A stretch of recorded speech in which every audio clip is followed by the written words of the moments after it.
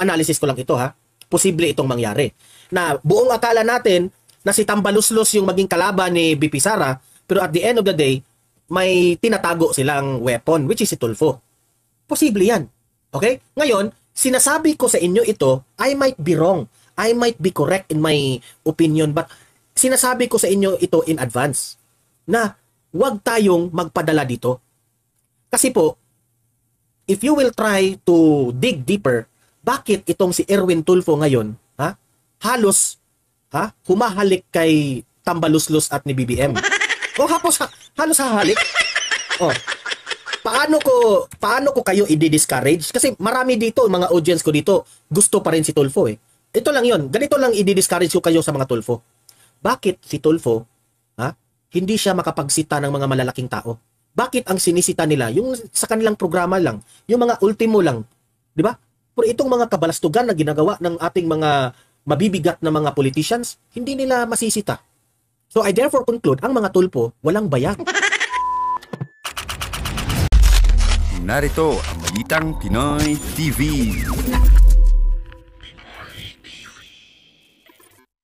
Okay, we are live ngayon sa ating YouTube channel. May panibago na naman tayong update na pag-uusapan ngayon. Medyo coming from Christmas or New Year's break, tapos panibagong mga major na mga issues ngayon, patungkol nga dito sa budget ni Presidente Bongbong Marcos, itong ginawa ng BICAM, parang napapansin po ng taong bayan na, sabi nga ng iba the biggest corruption budget na inaprubahan ng isang presidente sa Pilipinas. Yan ang sabi nila hindi po tayo ang nagsasabi dyan. So, issue lahat ng mga Pilipino. Yan ang pinag-usapan sa, kahit nga si Vice Ganda if you try to analyze, yang si Vice Ganda na yan, dilawan yan. Pero minsan lang yan magsasalita. Diba? Kasi as much as possible, sa nababasa ko kay Vice Ganda, ayaw niyang makialam sa mundo ng politika. Ngunit, kapag ang isang tao na walang hilig sa politika, hindi nangingialam sa politika, nagsasalita na ngayon, that means to say, getting worse na talaga itong administrasyon na ito. Kasi sabi po ni Vice Ganda, siguro pagtuunan natin ng pansin, ang gumagawa tayo ng mga hospitals. Diba? Pero, bakit ayuda ng ayuda ang tinututukan ng gobyernong ito? Yan ang point ni Vice Ganda kasi matatawag na hindi man siguro marunong si Vice Ganda when it comes sa laro ng politika, pero meron siyang common sense sa sinabi niya, di ba? So ngayon, ang taong bayan ngayon nakatutok lahat sa itong budget na ito, sa ginagawa ni Bongbong Marcos na sobrang palpak, sobrang kupal ang ginagawa niya dito sa budget na ito. Ngayon, ang nangyari, meron na naman silang diversionary tactics. Ang tanong natin ngayon kay Bongbong Marcos, bakit mo hinahayaan itong grupo ng mga kongresista na mag-file ng impeachment complaint? This is the fourth impeachment complaint laban kay VP Sara. So meaning to say, idadivert na naman nila ang issue patungkol dito. Okay? So yun po ang una nating pag-uusapan, itong ika-4 na impeachment complaint versus VP Sara, nakatakdang ihahain na. At duda ako rito, kasi sabi pa nga nito ni Velasco, hindi niya muna i-reveal itong mga kongresista na ito. Pero ito yung mga majority group. Meaning to say, mga kaalyado ni Bongbong Marcos. Wala nang iba. Wala na tayong ibang i-analyze dyan, kundi itong mga tuwadcom na ito na inggit kay Vice President Inday Sara Duterte. Okay? Yun ang una natin pag-usapan. Pangalawa ng ating pag-uusapan ay, sabi nito ng mga experts ngayon, itong mga, mga dating mga dilawan ito pero nagsasalita na ngayon. Marcos administration, dapat tutukan ngayon sa 2025 ang mga problemang malapit sa sikmura ng taong bayan. Isa na dyan is yung PhilHealth. Siyempre, kalusugan ng taong bayan. At higit sa lahat, ang edukasyon po. Kasi nakasaad yan sa ating konstitusyon Dapat wala tayong Pilipino na walang kaalaman. Dapat, kasi yung iba nga, ignorante na yung iba. Ayaw natin yung mangyari. Kaya nga, binubuhos natin ang budget, sana, ang pera ng taong bayan sa kaalaman nitong taong bayan. At malalim yan. When it comes to Department of Education, hindi lang yan classrooms. Yan ang sabi ng mga experts. Hindi yan lang classrooms, guro na mga sweldo nila. Malalim. Dapat natin ibuhos ang gasta ng pera ng taong bayan sa mga facilities, kung paano natin mapapalago ang mga utak nitong ating mga mag-aaral. Ngayon nagsasalita na sila. What is really happening in the mind of this president? Bakit siya nakatutok ngayon? Kung ano ang gusto ni Tambaluslos? Di ba? Okay, so yan po ang mga pag-uusapan natin itong dalawa ha. Pero bago ang lahat, bago natin yan pag-uusapan, help me po na i-like muna ha at i-share itong video na ito para guys kakalat ito sa taong bayan. Okay, sabay-sabay nating i-like muna at i-share itong video natin, Facebook at YouTube. 1, 2, 3, go! Okay, like and share para ha, maraming makalam. And also guys, paki-subscribe at paki-follow ito para lagi kayong updated sa mga balita na kagaya nito at ma-notify ang inyong mga cellphones kung meron tayong breaking news. Okay? So, kagaya nito, breaking news ito. So, sabay-sabay natin i-follow, i-subscribe, Facebook at YouTube. Ready? Follow, subscribe. 1, 2, 3, go! Ayan, thank you very much. Simulan na natin kagad ha. Ito, pag-usapan natin at delikado. Ito na yung naalala ko na. Delikado po si Vice President Inday Sara Duterte ngayon. Kasi, buong akala natin na wala sigurong mga kongresista na mag-support dyan sa impeachment na yan. Diba? Kasi, nung si Castro po, nagpapakalap siya ng pirma, pero ang natanggap niya, puro pledges lang sa Kongreso. Dapat, at least, makakuha si Castro ng 1/3, no? Correct me if I'm wrong, dapat makakuha siya ng pirma na at least 1/3 para ma-push through yung impeachment ni VP Sara. Ngunit ngayon, nasaan na yun, Castro ha? Nasaan na yung sinabi mo na ikaw ay confident ka na ma-push through itong impeachment ni VP Sara? Buong akala mo, maraming pipirma, pero hanggang ngayon, wala! Walang pumipirma. Paano ba yan, Castro? Masakit yan kay Castro ha? Kasi ito yung representative na sa simula pa ng pag-upo ni VP Sara bilang Vice President, ha? Wala nang ibang inaatupag ito, kundi ini-investigate na niya si VP Sara, confidential funds, i-impeach yan. Wala, yan lang inatupag niya. Diba? Si Castro po, naging representative ito, hindi dahil para tulungan ang taong bayan, makaraos ang taong bayan sa kahirapan, gagawa ng batas na ang taong bayan, masagana ang buhay, kung ano-ano. Wala. Castro is not designed for that. Castro is designed para ipa-impeach si VP Sara. Ganyan siya. Kaya nga sabi ko sa inyo, useless itong babaeng ito. Useless.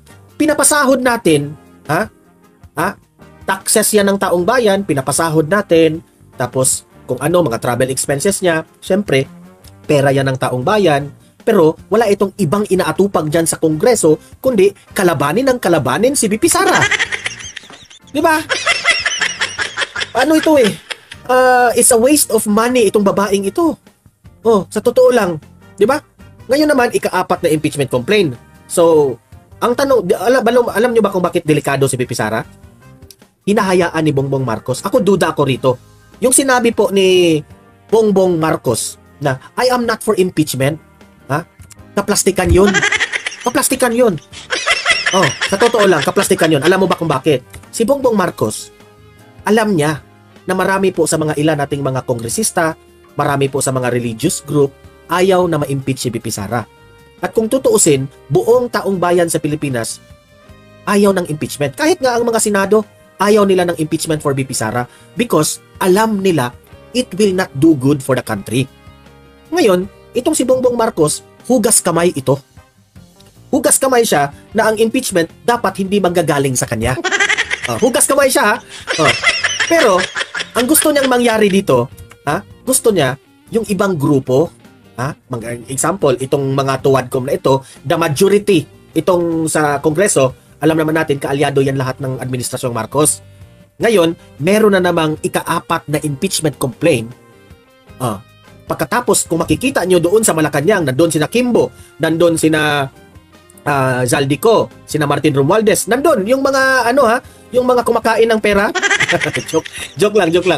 Kasi nakakita ko kasi yung AI na si Romualdez kumakain ng pera. Joke lang yun, Romualdez ha.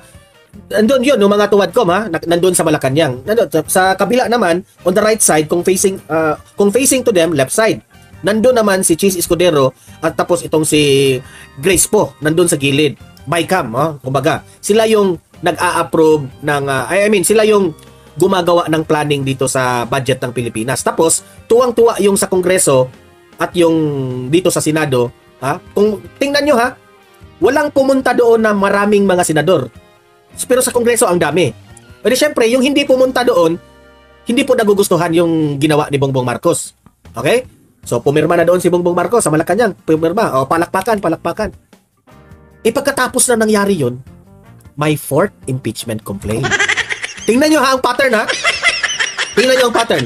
Pagkatapos ng pinirmahan ni Bongbong Marcos yung budget na very useless, akala mo may binito na matino, useless din pala, may fourth impeachment complaint. Ngayon, heto po ang balita. Ipapakita ko sa inyo Kakasimula pa lang ng taon pero posibleng maharap sa ika-4 na impeachment complaint si Vice President Sara Duterte. Ay, Julius Babaw, hindi yan posible. Totoo na yan. Hindi yan posible. Totoo na. Gagawin na nila yan kasi sagabal po si VP Sara sa kanila. Okay? Wala. Patuloy na yan. Duterte. Nasa frontline na balitang yan si Marian Enriquez. May niluluto raw na ika-4 na impeachment complaint laban kay Vice President Sara Duterte. Posible raw ihain yan sa susunod na linggo, ayon kay House Secretary General Reginald Velasco. There are also some members who are still requesting for an extension. Also some, bakit ganyan si Velasco magsalita? No? Parang lasing ba? There are also some members who are still requesting for an extension. Because they are thinking of filing another complaint. Naantok na ako. Mamaya na kayo mag-interview. Inuman pa tayo. Joke lang yan. Joke lang yan, Velasco. Ganyan talaga magsalita si Velasco. Parang hangover pa talaga si Velasco sa New Year Because they are thinking of filing another complaint. Hindi pinangalanan ni Velasco kung sinong mga kongresista. Jesus, agkorne. Hindi pa talaga pinangalanan ni Velasco. Na very obvious naman ito, mga tuwadcom na ito, di ba? Endorso sa ika-4 na impeachment complaint pero galing daw sa mayorya ang kumausap sa kanya. I cannot reveal their names until they actually file the fourth complaint. Report complaint. They or masasabi nila first working days of the House in January this month. Bukod dito, hindi raw... Pero analysis ko dito. Alam ito ni Bongbong Marcos na meron talagang darating na fourth impeachment complaint. Duda nga ako rito This is my own analysis. Duda nga ako dito na this is plano na talaga ito ni Tambaluslos at ni Bangag. Pero para hindi masira ang pangalan ni Bongbong Marcos, magde-deny siya ng magde-deny. Okay? Ibang grupo ang mag-file ng impeachment complaint na ma-push through talaga yan para masira si VP Sara. Pero si Bongbong Marcos, as much as possible, hugas kamay yan. Pero suportado niya. Yan ang tandaan nyo suportado ito ni Bongbong Marcos. Kasi kung tutuusin, wala na silang pambato, 'di ba? If analyze mo, kung si Martin Romualdez po ang tatakbo sa 2028, I'm pretty sure talo yan. Matatalo talaga yan. Ngayon, unless kung may duda pa ako dito na meron siguro di umano, marami na po ang mga nakausap ko dito. Merong another na secret na pambato itong si Bongbong Marcos. If that's possible, if papayag si Tambaluslos dito. Okay? Meron. Kasi kung kahit sino sa kaalyado po ni Bongbong Marcos ngayon, nakakalabanin nila si VP Sara, hindi po sila mananalo kay VP Sara. Totoo yan, hindi sila talaga mananalo. Ngayon, the only way na itong mananatili itong grupo ni Marcos, nilang Tambaluslos at ito ni Coca, the only way, kasi wala, Cheese Escudero, isa pa rin yun, wala, talbog yun. Eto, pwede na i-negotiate nila ang mga tulfo. Mga tulfo. Isa na dyan, kung if you will try to analyze ngayon, si Tulfo ngayon, tahimik. Diba? Tahimik si Tulfo ngayon. As much as possible, si Tulfo, hindi mangingialam sa mga issue-issue. Kasi, pwede niyang mamagnet yung mga DDS. Posible yan We are talking here straight possibility. Si Tulfo, as much as possible, hindi yan magkokomentaryo patungkol sa kay VP Sara, kay former President Duterte. Hindi yan magko-comment sa impeachment, bla bla bla, kung ano-anong mga issue sa bansang Pilipinas. Kasi po, once ang isang politician na kagaya ni Tulfo na mataas yung rating, kapag magko-comment ka sa isang issue, there is a big tendency na merong mga Pilipino, mga botante na hindi sasang-ayon sa kung ano yung opinion mo. Meron talaga yan. So, bawas na yon. So, in order for Tulfo to shine, mananahimik siya. Hindi siya magko-comment para hindi ma-minus. Di ba? O, di natin alam. Ito pa yung aking malalim na analysis. Baka, itong si Marcos at si Tulfo, baka lang ha, pwede rin na nagkausap na ito. Tapos, meron ng mga political advisor na nag-advise kay Tulfo na manahimik ka lang muna ha, kasi plano namin ikaw yung magiging running mate ng administrasyon sa 2028. Manahimik ka lang muna. Tapos, wag kang mag-comment sa mga issues para mabigat yung dating natin. Tapos, si VP Sara, ipa-impeach natin para masira. Para meron namang at least yung rating ni VP Sara magma-minus. Tapos, si Tulfo na nananahimik, masige yung up yung kanyang So, wag kayong, analysis ko lang ito ha. Posible itong mangyari. Na buong akala natin na si Tambaluslos yung maging kalaban ni VP Sara, pero at the end of the day, may tinatago silang weapon, which is si Tulfo. Posible yan. Okay? Ngayon, sinasabi ko sa inyo ito, I might be wrong. I might be correct in my opinion, but sinasabi ko sa inyo ito in advance na huwag tayong magpadala dito. Kasi po, if you will try to dig deeper, bakit itong si Erwin Tulfo ngayon, halos humahalik kay Tambaluslos at ni BBM? Halos hahalik. Paano ko kayo i-discourage? Kasi marami dito, mga audience ko dito, gusto pa rin si Tulfo eh. Ito lang yon. Ganito lang i-discourage ko kayo sa mga Tulfo. Bakit si Tulfo, hindi siya makapagsita ng mga malalaking tao? Bakit ang sinisita nila, yung sa kanilang programa lang, yung mga ultimo lang, di ba? Pero itong mga kabalastugan na ginagawa ng ating mga mabibigat na mga politicians, hindi nila masisita. So I therefore conclude, ang mga Tulfo, walang bayag. Hindi kagaya ni Duterte. Si Duterte walang pakialam. Walang pakialam kung ikaw ay oligarchs, mayaman ka, kung anong pangalan mo, wala. Sasagubangin ka ni Duterte kung meron kang pagkukulang sa ginagawa mo. Di ba? So, wag tayong magpadala. Okay? Alam ko si Tulfo, malakas ang rating because sa kanyang programa, tumutulong. Yan ang frontage si Tulfo eh. Tumutulong sa mga inaapi. Di ba? Yan ang frontage niya. Pero hanggang dyan lang ang level niya. Bakit si Tulfo hindi niya pinatuloy yung issue sa PCSO? Di ba? Bakit hindi mo pinatuloy? Takot ka. Ako, hindi naman ako nagalit kay Tulfo. Sinasabi ko lang dito na hanggang dyan lang si Tulfo ang Ito na nga mga kabalita. Ano na ang masasabi nyo patungkol sa balitang ito?